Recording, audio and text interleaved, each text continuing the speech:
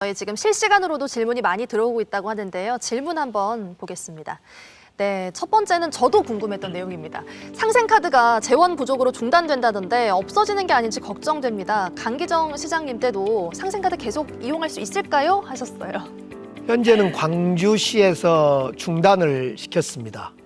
이걸 중단해 놓으니까 이제 강기정 시장 돼서 처음으로 한 일이 상생카드 중단이냐 이렇게 이제 저한테 질문해 오신 분들이 계시는데, 마치 이 윤석열 정부의 추경호 기재부 장관이 현금 지원 방식은 좀 정책이 잘못됐다 이런 판단으로 국비 지원이 없다 보니까 돈이 소멸되어서 지금 중단되어 있습니다. 근데 문제는 위메프라든가 결제 수단 보면 58%의 결제 수단이 상생카드라는 겁니다. 그래서 이 상생카드가 시민들로부터 사랑받고 있고, 특히 자영업 중소 상공인들에게 아주 유용한 지금 도움되는 이런 정책인 것이 분명해 보입니다. 네. 그래서 현재는 중단되어 있는데, 제가 취임하면 바로 그 추경을 할 그 기회가 생깁니다. 추가 경정 예산. 그때 어떻든 시민들이 좋아하는 상생카드를 꼭 되살려 보겠습니다. 그러나 이제 그 얼마를 지금처럼 많이는 못할 것 같아요. 그러나 아무튼 추경을 통해서 다시 한번 살려보는 방안을 노력하겠습니다. 네, 다음 질문 보겠습니다. 광주의 버스 노선 정말 심각합니다. 빙빙 돌아가는 것도 문제인데 지자체 간 이동을 하려면 두세 번 환승을 해야 하는데요. 교통 정책에 대한 질문 주셨어요. 어떤가요? 지금 광주는 버스가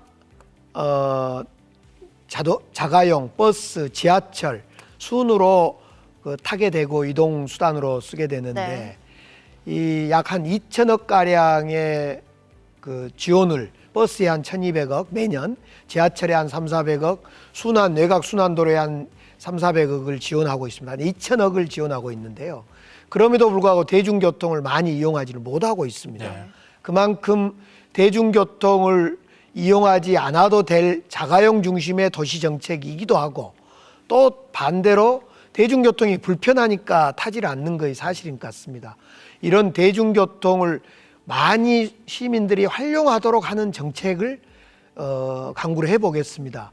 그 이제 지하철이 2호선이 완공돼야 되는데요. 네. 지하철 2호선 완공 전에라도 여러 가지 고민을 같이 해보겠습니다. 그리고 지하철과 버스의 어떤 연계나 이런 부분도 좀 고민이 같이 이루어지면 좋을 것 같습니다. 그렇습니다. 현재는 지하철이 단순한 1호선이다 보니까 연계할 이게 잘 매칭이 안 됩니다. 그래서 2호선을 염두에 두고 지금 버스 노선을 개편 준비를 해오고 있는데 2호선 개통이 많이 늦어지게 됩니다. 네네. 여러 가지 이유로. 그래서 그것도 지금 늦어지는데 2호선 개통을 앞두고 준비했던 걸 좀 앞으로 당겨서라도 버스 노선을 잘 만들어 보도록 하겠습니다. 차가 없는 시민에게도 친절한 교통정책 기대해 보겠습니다. 네. 다음 질문 주시죠. 네, 도시철도 1, 2호선이 미치지 않는 터미널이나 야구장을 비롯해서 화순, 나주, 장성, 한평, 담양을 잇는 광역철도를 검토하실 건가요? 또 역시 교통 관련 질문이 나왔습니다. 예, 도시철도 1, 2호선이 비켜가는 곳이 현재 터미널이라든가 야구장 같은 데입니다. 그래서 제가 공약으로 내놓은 것이 광주역과 송정역을 수소 트램으로 연결해 보겠다. 또 농성광장에서 터미널을 거쳐 야구장까지 수소 트램을 해보겠다, 이런 약속을 한 바가 있습니다. 우선 1단계로 농성동에서 야구장에서 농성동까지 이 구간을, 이건 시의 결단이면 됩니다. 그래서 1차로 해보고요. 광주역에서 송정역은 중앙부처, 철도청이나 국토부의 동의가 필요해서 이건 2단계로 해보겠습니다. 당연히 광주 외의 광역철도에 대해서 버스, BRT라든가 광역버스에 대해서는 당연히 준비하겠습니다. 트램이라 하면 지상으로 다니는 걸 말씀하시는 거죠? 그렇습니다. 예. 지상으로 네. 도심 도로를 다니는 것인데 전철이 아니라 수소를 넣은 트램이다. 이 점이 지금 창원이나 포항, 울산 이런 데는 수소 트램을 국가 시범 사업을 실시하고 있습니다. 우리 광주는 많이 늦었습니다. 그래서 제가 농성역에서 야구장까지 이 구간이라도 수소 트램을 한번 시범을 해보겠다, 이런 지금 생각을 인수위에서 검토하고 있습니다. 아무래도 이제 도로를 다시 만지는 문제이기 때문에 조금 어려운 문제일 것 같긴 하다는 생각이 신중하게 드네요. 접근해야 될 부분이긴 하죠. 그렇지 않습니다. 이건 있는 도로를 활용하는 운영의 묘가 큽니다. 버스 노선과 일반 택시 자가용 노선과 이저 트램 노선을 어떻게 할 거냐의 문제이기 때문에 전문가 의견을 들어보면 그렇게 어렵지는 않다 이렇게 생각합니다. 그러면 뭐 언제쯤 생각하고 있나요? 인수위 보고서에 네. 가하 여부를 담겠습니다. 지금 알겠습니다. 1차로 그 점은 검토하고 있습니다. 네. 수소 트램 그 네, 예. 자체가 조금 눈길을 끌만한 이야기여서 네, 그러면 뭐 유튜브 질문은 여기까지 들어보겠고요. 지난 민선 7기에서 그 조금 문제가 됐었던 부분들 좀 이야기 한번 더 나눠볼까요? 그 지난번에 그러니까 2달 전에 나오셔서 광주 글로벌 모터스 감사 보고서를 근거로 해서 광주형 일자리가 지속 가능할까 이게 조금 우려된다, 걱정된다는 목소리를 내셨거든요. 거기에 대해서는 어떻게? 우선 GGM은 우리 광주가 독창적으로 만들어낸 윤장현 시장 시절부터 이용섭 시장을 거쳐서 독창적으로 만들어낸 매우 좋은 사회적 일자리인 것이 분명합니다. 그래서 광주형 일자리, 노사 상생 일자리. 이때 약속했던 것이 임금이 3,500에서 2,900만 원까지 평균 연봉입니다. 최대가 3,500만 원, 잔업이 없는 경우에 2,900만 원. 네. 그렇기 때문에 매우 낮습니다.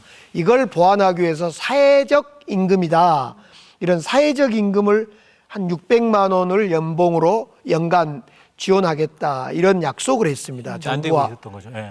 정부와 지자체가. 그런데 이거 잘 이행이 안 됩니다. 600만 원 중에 한 120만 원 정도가 지원되고 있고 아직 그 약속이 지켜지지 않고 있습니다. 이 600만 원에 주로 차지한 것 중에 주거 대책이 제일 큽니다. 네. 그런데 이거의 제대로 안 되고 있기 때문에 이 점은 국회하고도 협력해야 될 거고 국회 법이 통과되면 좋겠고요. 우리 광주시에서 노력해서 이 약속을 어떻게 지켜볼까 지금 그걸 검토하고 있는 중입니다. 두 번째로 이제 GGM의 향후 방향인데요. 지금 아시다시피 시민들께서 아시다시피 작년에 10,000대를 생산했습니다. 네. 그리고 올해는 5만 대를 생산할 예정입니다. 애초에 GGM의 목표치가 한 12만 대였습니다. 연간. 그런데 올해 5만 대고 작년에 이미 감사 보고서에 보면 200억 적자를 사실은 보고 있는 상태입니다. 그래서 많은 12만 대까지 생산량을 높이는 것이 일단 1차 목표입니다. 그런데 올해도 목표치가 5만 대이기 때문에 이걸 앞으로 향후에 어떻게 지속 가능성을 확보하기 위해서 이 차종을 높일 거냐. 예를 들면 LPG 택시, 소나타 택시, LPG 소나타 택시 같은 경우를 도입하겠다. 차량을 가져오겠다. 생산 라인을. 생산 라인을. 예, 등등. 그래서 신규 차종의 생산 라인을 다양하게 확보하는 것이 제일 큰 문제입니다. 네. 이건 현대하고 의논해야 될 문제고 우리가 노력해야 할 문제고요. 그래서 LPG 택시라든가 좀 소형 어떤 그 차량을 지금 있는 차량 한 종만 있는데 2종, 3종을 생산해야만 12만 대에 가까운 차량 생산이 가능합니다. 생산 대수를 좀 많이 늘리는 게 지금 제일 우선은 생산 대수를 늘리는 것이 목적이고요. 생산 대수를 늘린 이후에 2단계로 이제 차종을 전기차다, 뭐 수소차다, 미래형 차로 전환시킨 건 그 다음 단계인데 참 어렵습니다. 네. 어쨌든 지금은 GGM의 공장을 작년에 10,000대, 올해 5만 대인데 이 차 생산량을 높이는 것이 네. GGM의 지속 가능. 알겠습니다. 네. 네. 그리고 이 얘기를 또 빼놓을 수가 없을 것 같은데요. 지난 1월과 또 작년에 이제 안전에 대한 큰 사고가 나지 않았습니까? 네. 안전망을 강화하는 대책도 시민분들이 듣고 싶어 하실 것 같거든요. 제가 안전한 광주. 네. 안전한 광주, 안전과 교육의 컨트롤 타워가 시장이 되겠습니다라고 한 이후에 여러 가지 고민을 많이 하고 있습니다. 어떻든 안전의 컨트롤 타워가 시장이 되겠습니다는 약속은 지켜내겠습니다. 다만 지금 중대재해처벌법이라든가 이런 후속 작업이 안 되고 있습니다. 이거 빨리 시에서 후속 작업을 해야 됩니다. 또 뿐만 아니라 이 지금 감사위원회가 있는데 시에 감사위원회에서 감찰 기능도 충분히 하고 방금 말씀드렸듯이 안전에 대한 감리 감독을 잘하는 그런 제도를 도입하거나 또는 확대할 준비를 하고 있습니다. 그래서 저 개인적으로는 지금 인수위에 주문해 놓고 있는 것이 시장이 직접 책임질 수 있는 안전기구가 뭐냐, 이걸 만들어 봅시다, 이렇게 주문해 놓고 있습니다. 안전에 대한 순위를 좀 높게 두고 있어서 그러신가요? 그 지산 IC 부분도 굉장히 사실은 어떻게 보면 그렇게 큰 문제는 아닌데 언급을 자주 하셨더라고요, 보니까.